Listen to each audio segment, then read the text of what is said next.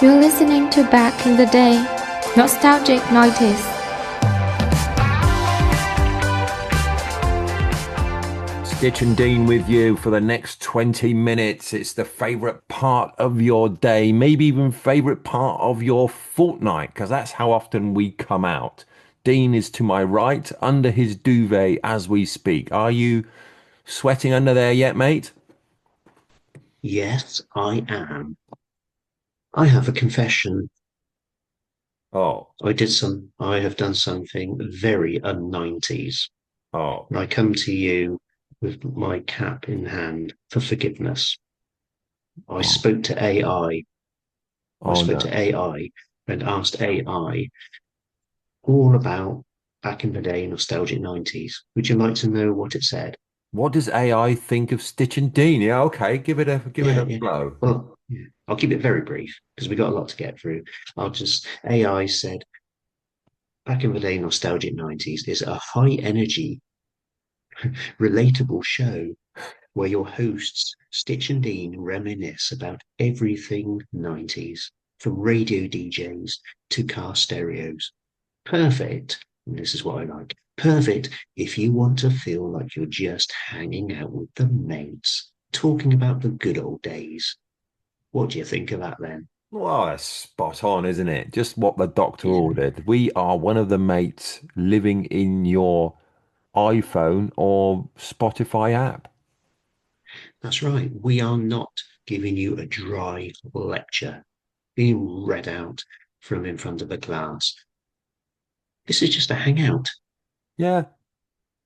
Or hang under with you with your duvet over your head, looking like a, I don't know, monk, is it?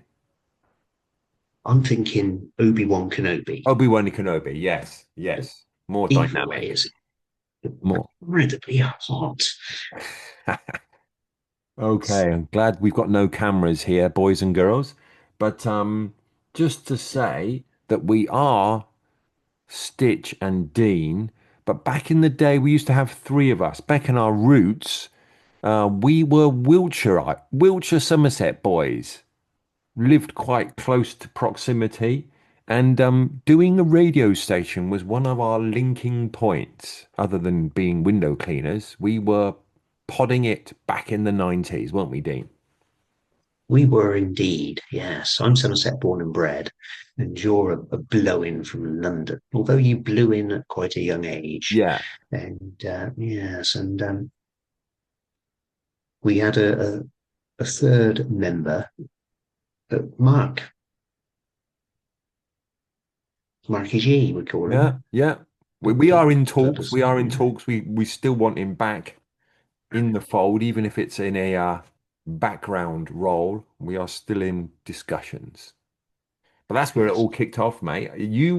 I think you were superior in age. You were like a bigger brother to me. So there, quite lots of the 90s or some of the things in the 90s were you introducing me to them. So we will get onto that as future shows ensue. Mark is quite similar to me, I think. I think we're like a month in between us two, but there's a couple of years between us and you. So Dean was our mentor. Yeah, I think I was about 4 years, and still am about Yes, 4 years older. the Yeah, gap has not closed. yeah. So when you were about 13, 14, I was 17, 18, which in today's terms is probably a safeguarding issue, but it's it was good fun. Yeah. Anyway, on with the show. We've got lots of information, lots of stuff we forgot to do in the last show. We will have to start doing double-decker shows, Dean, or A's and B's, I think. This show is all about subsequent cars, or the car after your premier car. We discussed what our first cars were and what were our second cars, and were they as prestigious as our first? I had loads of them in the end. And like you said in the last show, red was a good color. I remember a red Astra, and they also had a red Cavalier. Anything did you think you superstar or a racing driver? Mm. Well, we spoke about my red Ford Escort XR3, Yeah. which was absolutely rubbish. Um, the only other red car I ever had was I went through a spate of not really wanting to spend much money. So I would pick up cars for about 50 quid. So I had a shocking Toyota that I got for 50 quid, followed by, do you remember the Ford Cortina? No. The one with no, yeah, the one with no brakes. Right. We drove down one night to Ringwood to the banger racing. Oh yeah, I remember that. I don't remember the car. Go on, yeah. Banger racing, yeah. Yeah, yeah, that's right. And it was a blue Ford Cortina. And it certainly didn't make me feel like well, it was definitely a banger, but didn't make me feel much like a racer. It was a pretty stressful drive home. I'm sure it wasn't legal, and I there was virtually no grip on the tires, and then no brakes, so it was a very slidey drive home. All One of in. the Hmm. Yeah, one of the cars I really enjoyed was the Volkswagen Derby. Yes. Now The that was Derby vintage. That's that legendary. was that was a 1978 Wow. 1100, and possibly to this day it is the smoothest, quietest car I've ever driven. Wow. Now that was our posse mobile. That was you driving that when we couldn't drive, and then Marky bought it off you, and then he was driving it. Is that right? Mm, Think so, yeah. So that was a posse yeah, car for a long time. That was the car where the speakers were rolling around under the seats in the Marky era. yeah, I remember that. Do you remember how much smoke? I think to this day, I've never known a car chuck out so much smoke. Yeah. It wasn't just smoke, it's more like a heavy duty smog. Mm. It just clouds and clouds. It looked like the Bratton chimney attached to the to the back of the Derby. Yeah. I had a Oh, red. I had a red Metro. I don't think you ever had. I don't know if you ever saw me in that. I had a red Metro. That was in my London day when I returned to my roots and was back in Teddington. I had this little Metro. I don't know how I got it, and you said about 50p. I sold it to a friend for 50p, and receipts and everything. And he drove the couple of days afterwards. He drove it down the road, and the brakes failed, and he had to curb it to save him and his family. And he came back to me the next Thursday night and said, "You tried to kill me. What did you sell me?" I said, "Sold as seen. Sorry, mate." But yeah, it wasn't. I didn't know it was on its last legs, so that was a scary moment. yeah. It's always a bit of a leap of faith when you sell a car to a friend, isn't it? Mm, Just hoping that you wouldn't knowingly sell it with anything wrong no, with it, obviously, without no. telling them. I mean, you have to have a conscience about these things. But it's different with a total stranger, isn't it? Mm, But as long as it's safe. But yeah, if you're selling a car to a mate, if something goes wrong with it, especially after a very short period of time, it feels horrible, doesn't it? mm. Yeah, it does seem wrong, but yeah, that was a surprise for me. The only other red car I had, and I've forgotten his name, he used to live in Westbury, and he had a red Astra, and Dad didn't want me to buy it, but I wanted to buy it just Mm, because it was red. It's probably ranted the living daylights out of it already, but it had a spoiler and it was red, so I had to have it. That was a great car. I loved that car. That's the one I didn't yeah, crash, and I don't know what happened to that one. Maybe it just broke down, but I was always being called over by the police. I was driving anywhere at any speed, and they just pull me over and say, "Are you drinking? Where are you going?" I said, "Yeah." It got me wick in the end, but yeah. it was cool. I remember it actually. Do Yeah, you? but it reminds me. Um, I bought a red Vauxhall Cavalier from a friend of ours called Tony Right, from Westbury right. as well, Cone, and that was an absolute barrel of eggs as well. It had a car alarm that kept going off at roundabouts. And if you went round a roundabout too fast, the car alarm would go off. And yeah, it just had to go in the end. So that's when I chopped it in, part exchanged it for a newer car. It was Mm. just about, yeah, and that was just out of the night. I think it was 2002, actually, because the car Mm. was a year old. I traded in the red Cav for a Vauxhall Astra Estate, a Right. silver one that was only a year old. So that was when I started buying almost new cars. Really? Right. Yeah, because I was just so fed up of Pants, yeah. driving old. Rattling Yeah. buckets, bangers. I only had I don't think I've ever spent no, this is breaking news. I don't think I ever spent over £500 on a car. And I think the cheapest I got was an XCO car, which was a Cavalier, which had its windows wind up. When you just locked it, the windows automatically went up, which was when you took it anywhere, it was my party trick. You know what I mean? It was your pulling trick. Right. Watch this. I'm going to lock the doors and close the windows at the same time. That was a white Cavalier, like the newer shape, not the ones, because I always used to have the Oh, older shape, the black one and the red one, and this was a newer shape. So I had a yeah. the nice plush roof. And no, Yeah. that was a pleasure. I paid £100 for that because the person was going to part exchange it, and they said it was only worth 100. So they thought I'm not going to just give you that for 100. So they give it to me. That was my best car. Mm, And when I sold it on, I yeah. sold it for 100. Didn't even make a profit on it. Because they were fleet cars, weren't they? Yeah, They yeah, were really popular fleet cars, yeah. the Vauxhall Cavaliers. No, lovely. But that's breaking news, isn't it, really? So do you never spend more than £500 to No, buy a never, car? never, Did never, I hear you right? never. Yeah, never. That, that is incredible. That's Because why you're so wealthy, isn't it? well, Because the rest of us were just that's why blowing money on you're it. there. Yeah, yeah.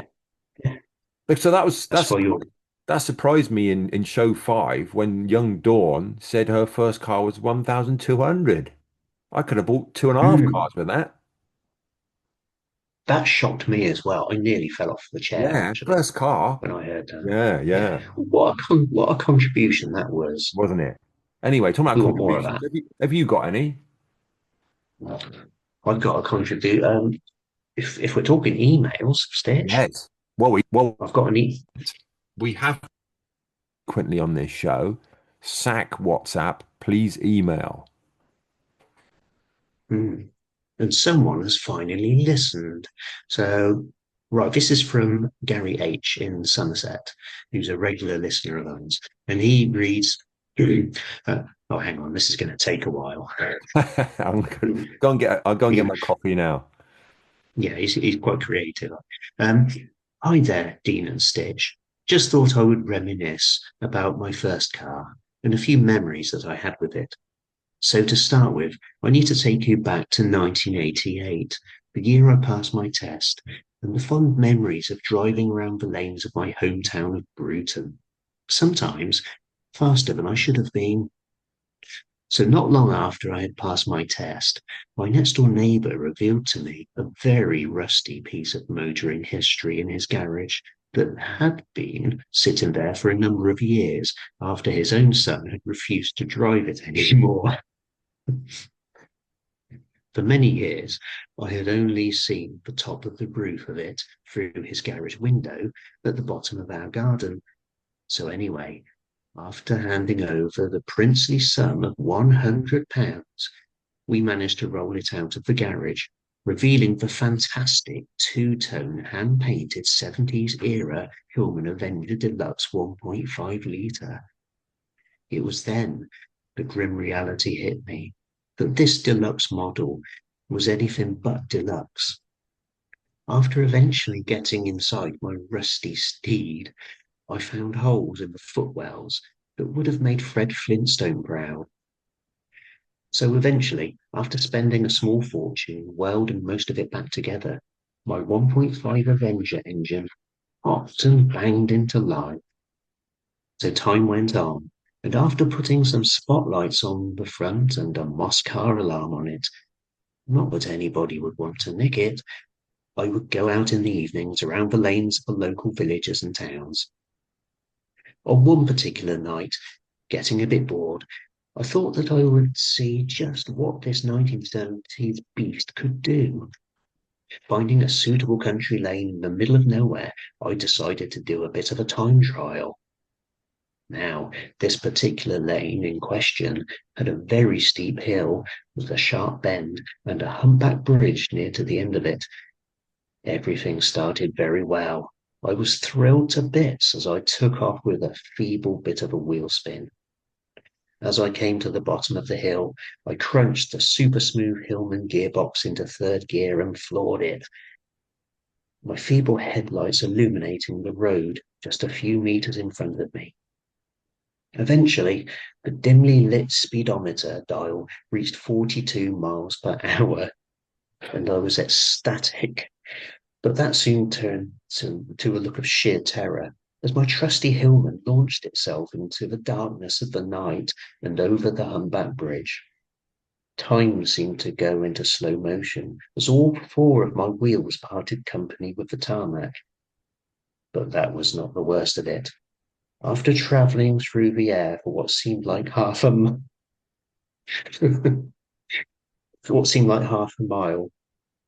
Yeah, all right, Mr. 42 miles an hour. I mean, Yeah, in your dreams. someone's been watching a bit too much Dukes of Hazzard. Anyway, after what seemed like half a mile, I hit the road on the other side and realised that the sharp bend was dead ahead. Unfortunately, my Avenger was not equipped with ABS. In fact, when I hit the brake pedal, to my horror, nothing much happened. I sailed down the road thinking that this might be game over. Instead of going around the bend, I proceeded straight on and down into a shallow ditch.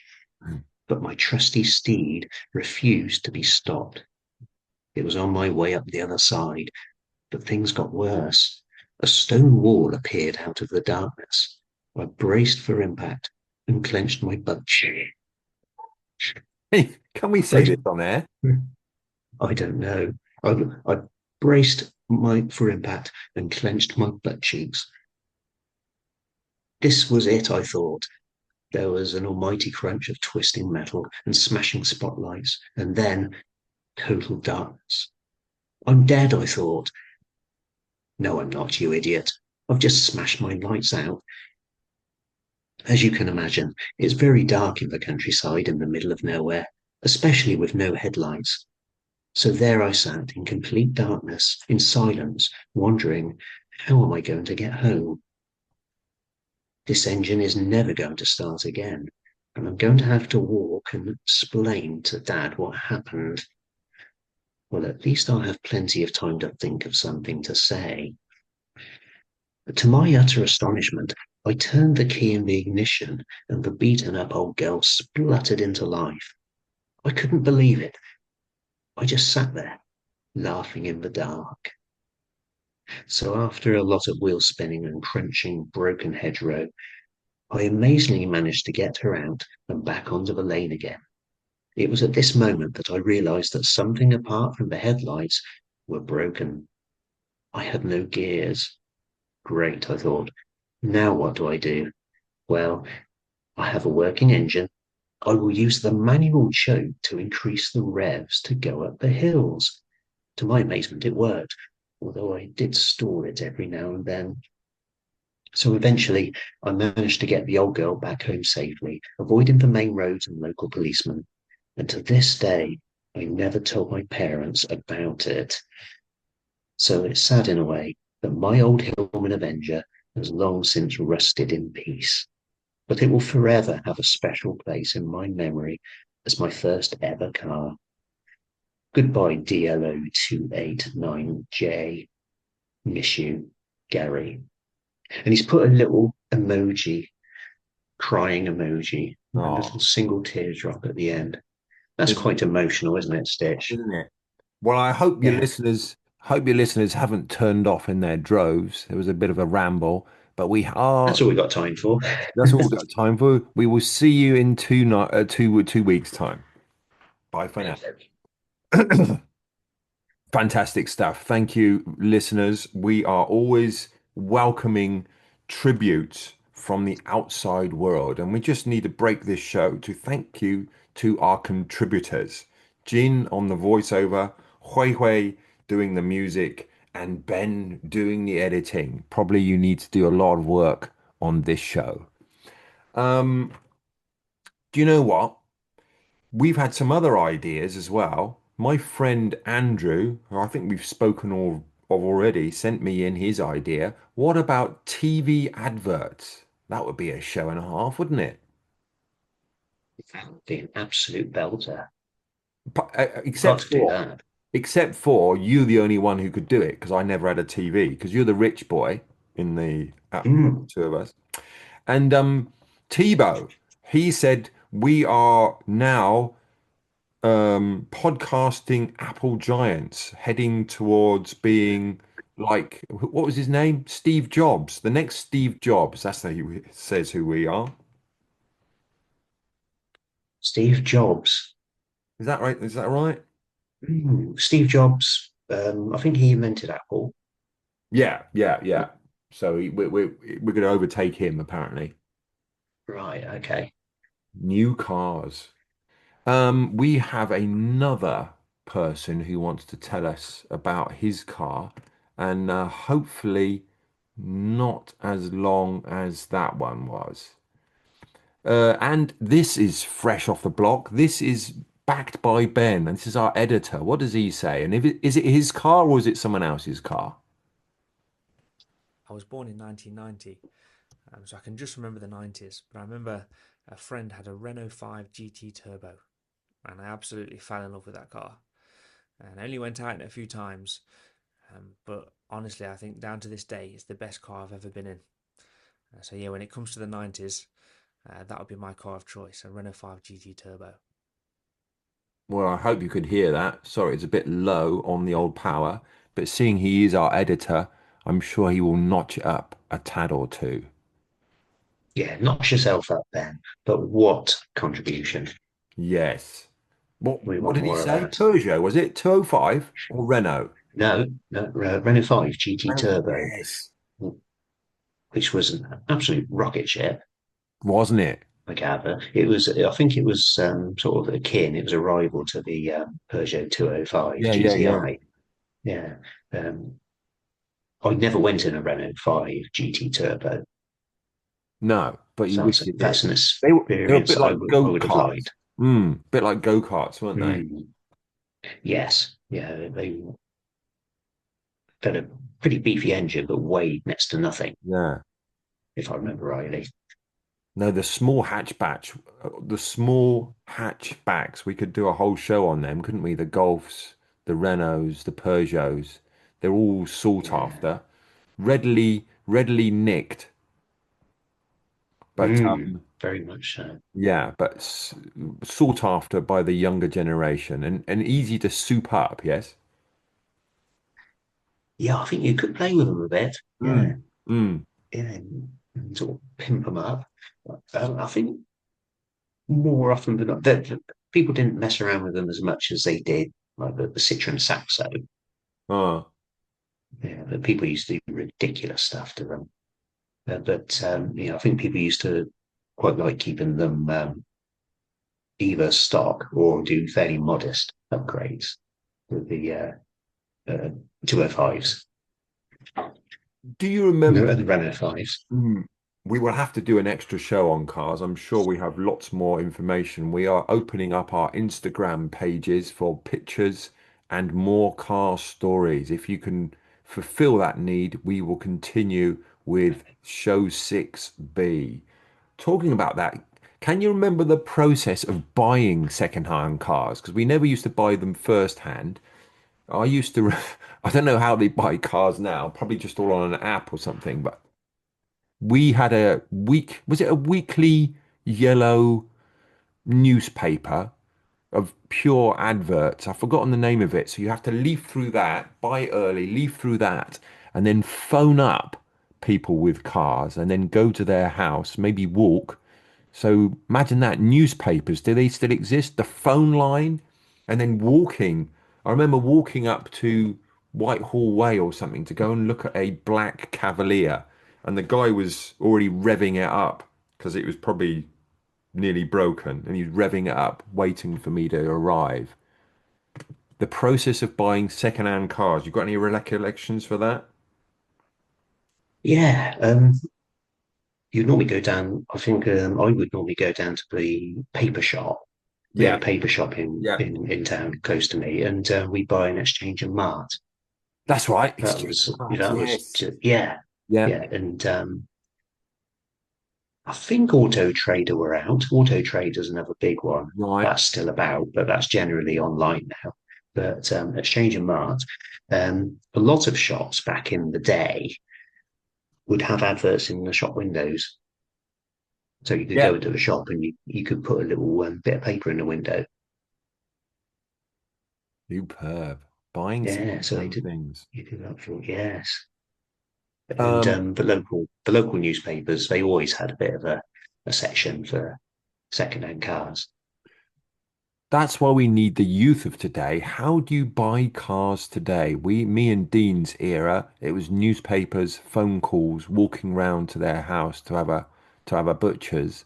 How do young people do it now? Now there's no landline and no newspapers. Fantastic. We need to hear from the young people. Talking about young people, I have a message from young Tamaris, one of the heroes in Teddington. That's quite posh, living in Teddington. How do you do that? And she says, I really like the pod. You and Dean are naturals. Smiley face. It's another girl loving the pod. And then she asks, I love that. how can I do live comments?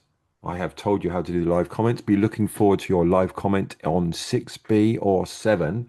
And then here are some ideas from the young lady. What about waiting for deliveries all day, not leaving the house? Random experience you had because you didn't have a smartphone, or having to go to the library to use the internet. We could put those in there, certainly, young Tamaras. Thank you for your contribution. Great stuff. Yeah. You are listening to Back in the Day Nostalgic 90s, available on Spotify, Apple, and YouTube. You can contact the show with your stories and memories by email stitchanddean@gmail.com. And please do comment in the comment section wherever you listen to this podcast. It really helps the show to grow so that we can continue to bring you more nostalgic 90s. Talking about growing, have we got any feedback on the YouTube platform, Mr. Dean? What are the people saying there? They must be in in their droves by now. We do have some feedback on the YouTube, Mr. Stitch. We have a brief but very welcome comment from D.R. Lynn, and it simply says, so cool. We love I that. like it. We love it. I don't mind. Yeah, yeah. One word, two words, we don't care. We Love it. love that. Yeah. And we also have something from Vasily Pew 696, commenting on a previous show, the one about DJs, Mm. specifically the DJ Carl, because we were talking about how Radio One binned off a lot of the DJs to bring in the young blood. And Vasily says there's an excellent documentary called Walking with DJs about the Radio One Carl here, and it's here on YouTube, and it's part of the Blood of the Carpet series. So Mm. it could be an interesting little view. Wouldn't it? There you go, listeners. If you're into your not just your 90s, but you're into your DJs, check it out. And thanks for your contribution. All of them are most welcome. Thank you. We are looking for jingles. Last 2 weeks ago, we had a Chinese version welcoming the Chinese clientele that are coming in their droves now. Maybe they're up at number 4, are they? I think they're at number 4 after Bulgaria. So if you have another tongue which is not of the English variety, please feel free to contact us and we will be pleased to put you using your mother tongue at the end of the show, welcoming other listeners from your country. So that's an idea. We're very pleased with our foreign listeners, all of our listeners. But I certainly had no idea we were going to go so international. Yes. Who've we got now? What other countries we got with us now? What have we got indeed? Well, I will have to look this up under our audience section. I know the And two new ones are Korea and Ireland added to the list. oh yes, come on Ireland, come on South Korea. Yeah. Nothing from North Korea yet though. What's going on All right. there? Okay. Need some time. Yeah. Would you like me to list all of them, Stitch? Yeah, The go on then. percentages briefly. Okay, yeah. So United Kingdom fading slightly compared to where it was, but 75.6%. It was up in the 80s. But we have United States, 10.6%, second place. Third place, Bulgaria still, 4.1%. We love you, Bulgaria. China, 2.4%. Taiwan, 2.4%. Closely followed by Hong Kong on 1.6% of the listenership. India and Russia and Ireland and South Korea all joint on 0.8%. All welcome. Superb. We love you all. More nations, the more the merrier. Remember to think of your ideas and to contribute your school days. It doesn't matter which country you are in. Tell us about the uniform, your haversack, what lunch you ate. Were you a bully or were you bullied? Which gang you were in? Were you top dog or were you the science fiction geek? Let us know your school stories for next time. You can direct message your pictures to our Instagram page, Back in the Day Nostalgic 90s. And you can also use email as well. All contact details are in the show notes.